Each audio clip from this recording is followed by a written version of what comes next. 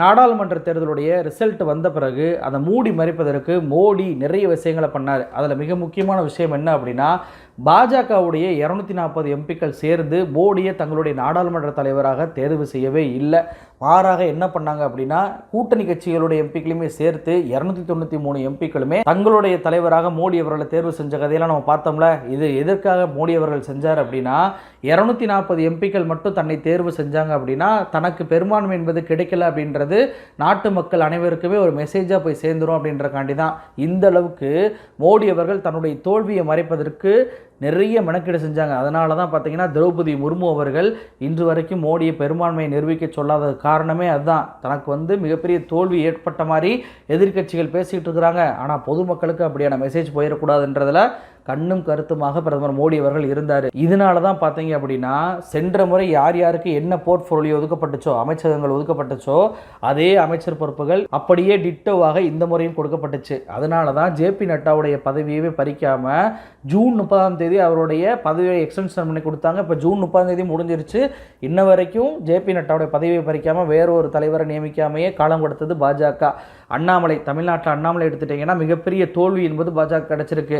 ஆனாலும் அண்ணாமலையோட பதவியை பறிக்காமல் வேறு தலைவரை போடாமல் இருப்பதற்கு காரணம், ஏதாவது ஒன்றை பண்ணிட்டோம் அப்படின்னா அது தோல்விக்கான காரணமாக மாற்றி விடுவாங்க எதிர்கட்சிகள் அப்படின்றக்காண்டி தான் எந்த ஒரு விஷயத்தையுமே மாற்றாமல் 2019 2024 எப்படி இருந்துச்சோ அதே போலவே இப்போ இருக்கின்ற ஒரு இமேஜை மோடி அவர்கள் கண்ணும் கருத்துமாக காத்துக்கிட்டு இருந்தாங்க. இப்போ அதில் தான் நிர்மலா சீதாராமன் குண்டை போட்டாங்க. அதாவது ஒவ்வொரு மாதமும் 1ஆம் தேதி ஜிஎஸ்டி எவ்வளவு வசூலாயிருக்கு இந்த மாதம் அப்படின்றத ப்ரெஸ் மீட்டை வச்சு கூட்டி நிதியமைச்சகம் டேட்டா வெளியிடுவாங்க. ஆனால் இந்த முறை அப்படியான ப்ரெஸ் மீட் என்பது கூடவே இல்லை, டேட்டாவே வெளியிடவே இல்லை. ஜிஎஸ்டியை கொண்டு வந்தது 2017 இன்று வரைக்கும் ஒவ்வொரு மாதம் 1ஆம் தேதி அந்த டேட்டா என்பது வெளியிடப்படும். கொரோனா டயத்தில் மட்டும்தான் வெளியிடலை. கொரோனா டைமுக்கு பின்பு எந்த ஒரு காரணமே சொல்லாமல் வெளியிடாமல் இருப்பது இந்த முறை தான். அதுவும் ஜூலை 1ஆம் தேதி என்பது ரொம்ப ரொம்ப முக்கியமான மாதம். ஏன்னா மற்ற மாதங்களில் கூட வெளியிடாட்டி கூட பரவாயில்ல, ஜூலை 1 என்பது என்ன அப்படின்னா இந்த மாதம் தான் 2017ஆம் ஆண்டு ஜிஎஸ்டி முதன்முறையாக அமல்படுத்தப்பட்டுச்சு. அதாவது ஜிஎஸ்டி அறிமுகப்படுத்தப்பட்ட 7வது ஆண்டில் ஜிஎஸ்டி குறித்து மோடி அவர்கள் ஏதாவது ஒரு கருத்து சொன்னாரா? நல்லா கவனிச்சு பாருங்க. நாடாளுமன்றத்தில் எமர்ஜென்சி 50வது ஆண்டு நினைவு தினம், எல்லாருமே இளைஞர்களுக்கெல்லாம் அதை பற்றி நம்ம தெரிஞ்சுக்கிறோம், தெளிவுபடுத்தணும் அப்படின்னு சொல்லி சபாநாயகரையே ஒரு தீர்மானத்தை கொண்டு வர சொல்லி எதிர்க்கட்சிகள்லாம் வெளிநடப்பு பண்ண வச்சு, போராட்டம் பண்ண வச்சு, அவ்வளவு பெரிய விஷயங்களையுமே எதுக்காக பண்ணாரு? எமர்ஜென்சி 50வது ஆண்டு நினைவு தினம் அப்படின்றக்காண்டி தான். எமர்ஜென்சி என்பது இந்திரா காந்தி ஆட்சியில் கொண்டு வரப்பட்டது. அதுக்கே நினைவுபடுத்தி நினைவு தினத்தை அனுசரிக்கக்கூடிய மோடி அவர்கள் தன்னுடைய ஆட்சி காலத்தில் கொண்டு வந்த ஜிஎஸ்டியை 7வது ஆண்டுடைய அடியெடுத்து வைக்கும் போது எந்த கருத்தையும் வெளியிடாமல் இருந்தது. ஏன் தெரியுமா?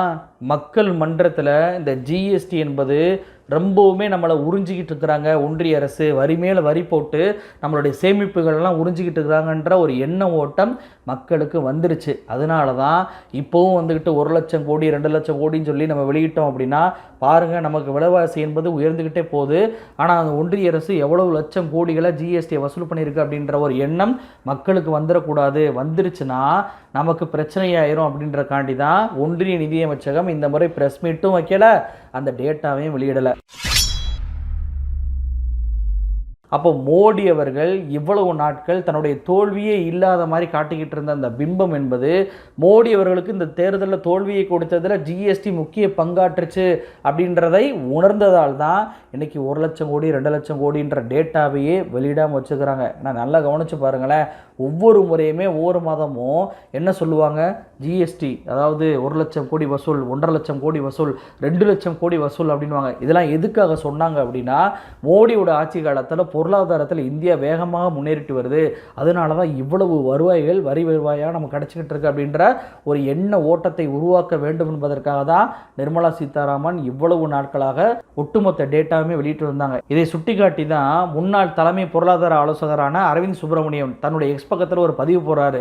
அதாவது ஜிஎஸ்டியை பொறுத்த வரைக்கும் மொத்தமாக வந்த வரி வருவாயை பற்றி பெருமை பேசுவதற்காக இப்படிலாம் வெளியிடாதீங்க, மாநிலங்களுக்கு பிரித்து கொடுத்தது போக உங்கள்கிட்ட என்ன இருக்கோ அதை மட்டும் வெளியிடுங்க அப்படின்னு சொல்லி அன்றைக்கே ஒரு அறிவுரை பண்ணார். ஆனால் அன்றைக்கு அந்த அறிவுரையெல்லாம் தூக்கி போட்டு மிதிச்சுட்டு 2 லட்சம் கோடி 3 லட்சம் கோடி அப்படின்னு சொல்லி வெளியிட்டதற்கான மெயினான காரணம் இந்த மோடி ஆட்சியில் பொருளாதாரம் முன்னேற வேண்டும் என்பதற்காக தான். அன்னைக்கு அவர் சொன்ன போதெல்லாம் கேட்காம மொத்த டேட்டாவே வெளியிட்டு வந்த நிர்மலா சீதாராமன் இன்னைக்கு ஜிஎஸ்டியோட டேட்டாவே மறைச்சதற்கான மெயினான காரணம் மக்கள் மீதான பயம்தான். எதுக்காக இந்த டேட்டாவை மறைக்கணும்? நிர்மலா சீதாராமன் என்ன சொன்னாங்க? நிவாரண நிதியும் போது கூட கையில் காசு கொடுக்காதீங்க, அக்கௌண்ட்டில் வர வைங்க, அக்கௌண்ட்டில் வர வச்சாதான் கணக்கு காமிக்க முடியும் அப்படின்றக்காகலாம் அவ்வளவு தூரத்துக்கு நிவாரண நிதி போடக்கூடிய கணக்கையே கணக்கு காட்டணும்னு சொல்லி கேட்டவங்க தான். அது மட்டுமல்ல, சென்னை வெள்ள நிவாரண பணிகளுக்கு ஒதுக்குன இந்த 4000 கோடி கணக்கு காமிங்க அப்படின்னு சொல்லி பிரஸ் மீட்லேயே நிர்மலா சீதாராமன் கேட்டாங்களா இல்லையா?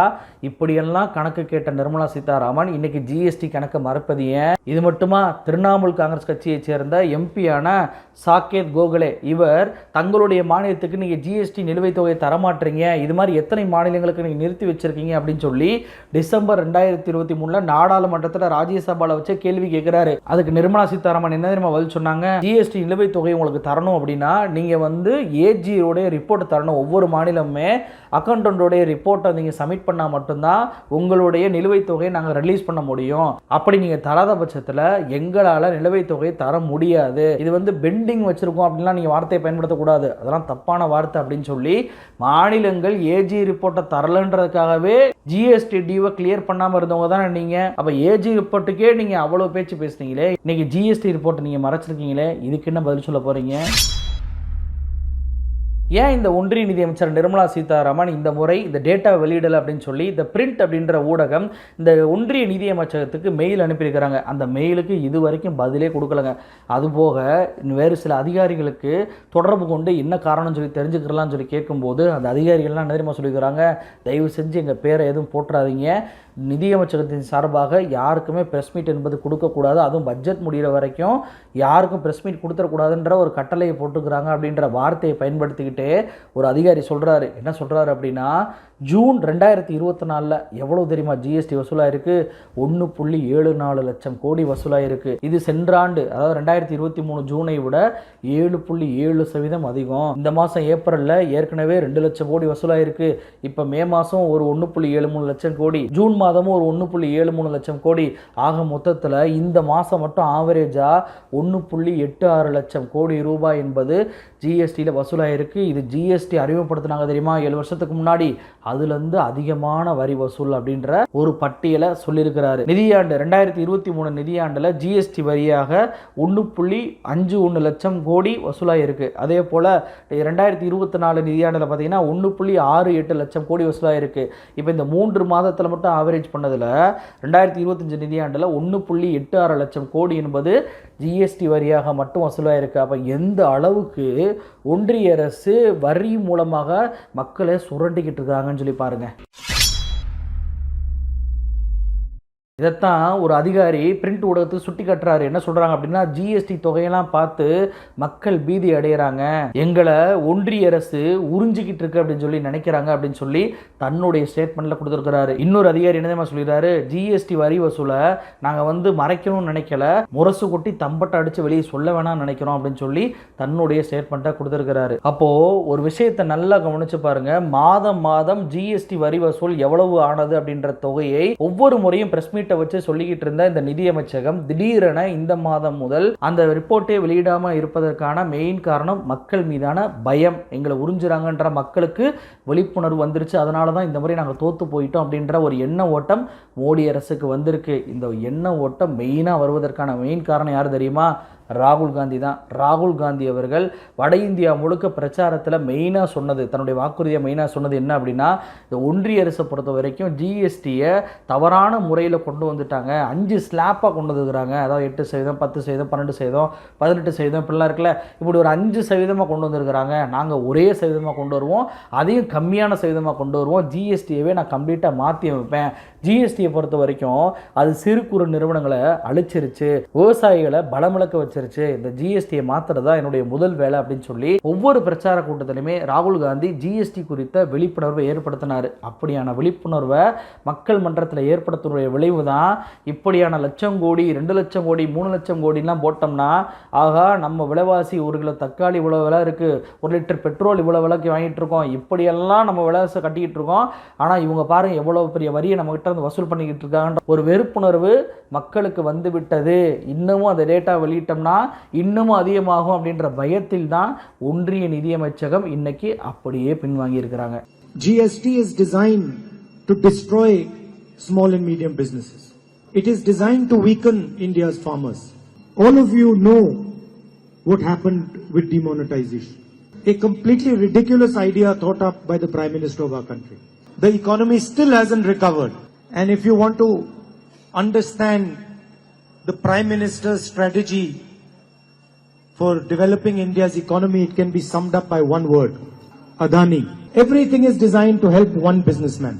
It is a shame that the people who are running your government, GST ஏழைகளோட வரி சுமையை குறைச்சிருக்கு அப்படின்னு சொல்லி நிர்மலா சீதாராமன் ஜிஎஸ்டியை புகழ்ந்து பேசினவங்க தான். அதே போல் மோடி அவர்களோ ஜிஎஸ்டியை பொறுத்த வரைக்கும் அது வந்த பிறகு தான் வீட்டு உபயோக பொருட்கள்லாம் விலை குறைஞ்சு போயிருச்சான். இதன் மூலம் ஏழைகளோட சேமிப்பு என்பது அதிகமாக இருக்கான். அதாவது 50 வருடங்களில் இல்லாத அளவுக்கு சேமிப்பு என்பது இந்தியர்களிடம் குறைஞ்சு போச்சு அப்படின்றதான் ரிப்போர்ட்டு. ஆனால் மோடி என்ன தெரியுமா சொல்கிறாரு, ஜிஎஸ்டி வந்த பிறகு தான் இன்னைக்கு வீட்டு உபயோக பொருட்கள் குறைஞ்சு போச்சான். அதாவது எல்லா விலையும் வீட்டு உபயோக பொருள்லாம் குறைஞ்சு போச்சு, உங்கள்கிட்ட இருக்க சேமிப்பும் அதிகமாயிருச்சு அப்படின்னு சொல்லி நம்மக்கிட்டே சொல்கிறாரு. இப்படியெல்லாம் புகழ்ந்து பேசிய நிர்மலா சீதாராமனும் மோடி அவர்களும் ஜூலை 1ஆம் தேதி ஏன் இது பற்றி வாய் திறக்கவே இல்லை? அப்போ இயல்பாகவே இத்தனை நாட்கள் மோடி அவர்கள் கட்டி காத்து வந்த அந்த ரகசியம் தோல்வி எனக்கு கிடைக்கவே இல்லை.